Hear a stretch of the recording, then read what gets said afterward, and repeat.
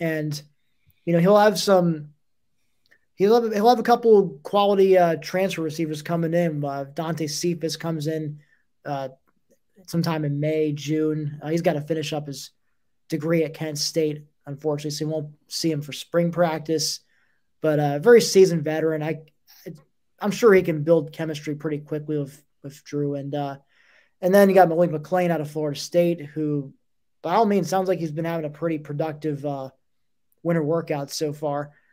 And then you got I think I would really keep an eye on Keandre Lambert-Smith. I remember reading some quote from him right after the Rose Bowl and mentioned about wanting to build rapport right away with Drew Aller and just become that go-to receiver for him. So, I would look for him to make a huge leap going into his last season in the Penn State uniform. And then you got a bunch of younger guys, rising sophomores behind them.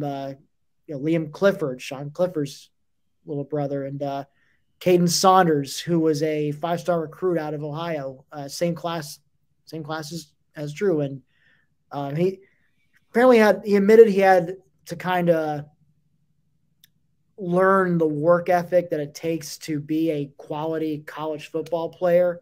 So they didn't really see much of him his freshman year, but he sounds like a guy who's got the right attitude. The light seems to have come on for him.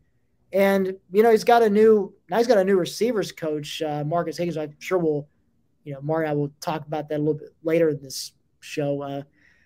But he's got a new receivers coach now to impress and, make a good impression with, and perhaps he can continue to, rise up the depth chart and perhaps carve out some playing time for himself, as something he wasn't able to do under Taylor Stubblefield. So keep an eye on that.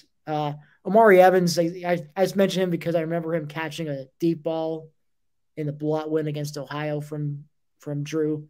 So there's a lot of younger guys who have potential to step up and, fill in that 2 deep at receiver and also maybe even challenge for a starting spot. Oh, Harrison Wallace, got to mention him too. I don't know if I forgot Harrison Wallace, but he started to come on towards the latter half of the season as a go-to guy for Sean Clifford. So I would think this is a chance for him to really take the next step forward and become a even more reliable set of hands for the team.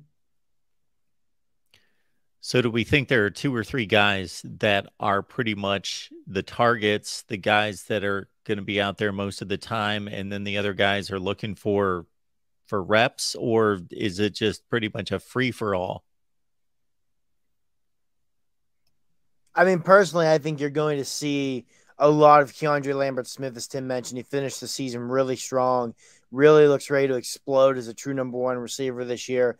And Cephas as well. I mean, it was the MAC, but Cephas put up some pretty monster numbers at Kent State. So, I mean, obviously you're not going to expect those numbers to translate completely from Kent State because he's going to be facing a much different caliber of defender, obviously, in the Big Ten. But last year against Oklahoma, Cephas had like 8 catches for 160 yards and 2 scores or something. So he's shown he can do it against higher quality. So I think you're going to see Keandre Lambert-Smith and Dante Cephas getting probably 75, 80, 85% of the reps of receiver.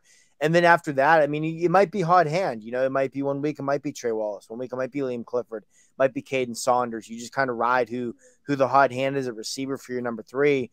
And I think one thing that can help Penn State there also is until they're able to develop that true number 3 receiver, you've got some really talented tight ends on this team. Theo Johnson last year averaged like 20 yards a catch. Khalil Dinkins, the son of Darnell Dinkins, so some really good genes there. Showed some good things last year when he played. Jerry Cross, former 4-star recruit, seems to really be turning a lot of heads in winter workouts so far. And then you have Tyler Warren, who's played a lot of football tight end as well. So I think them being very deep at tight end will help as well. But I think that like I said, you're going to see Keandre Lambert-Smith and Dante Cephas dominate the wide receiver rotation. And then from there, it's going to be mixing in the hot hand, I feel, and mixing in those tight ends a good bit.